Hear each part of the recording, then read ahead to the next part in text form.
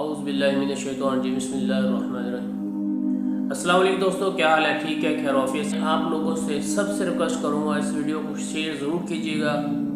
मुझे इस वीडियो में लाइक नहीं चाहिए, इस वीडियो में बस मुझे एक कमेंट चाहिए हर बंदे का, और शेयर लाजमी चाहिए। मेरा एक दोस्त है, उस बेचारे के बेटे को ब्लड कैंसर है, तो उसने कहा था कि अगर कोई वीडियो बन जाए, शायद किसी के आमीन कबूल हो जाए, आमीन कहने से मेरे बेटे को शिफा आ जाए।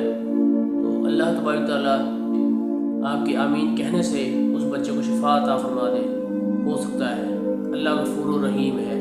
तो मैं चाहता हूँ कि आप सब लोग मेरे इस वीडियो को शेयर करें, मेरी इस वीडियो को कमेंट करें जिसमें लिखें अल्लाहुम्मा आमीन, आमीन लिखें, और इस वीडियो को ज़्यादा से ज़्यादा शेयर करें। दरख्वास्त है कि आप सब मिलकर हर नमाज में, जब भी किसी भी मौके पर आप दुआ के लिए बैठें, तो इस बच्चे की सेहतयाबी के लिए ज़रूर दुआ करें। तो मैं उम्मीद करता हूँ मेरी इस वीडियो को आप शेयर भी करेंगे और कमेंट में आमीन भी लिखेंगे। अस्सलामु अलैकुम रहमतुल्लाहि व बरकातहू।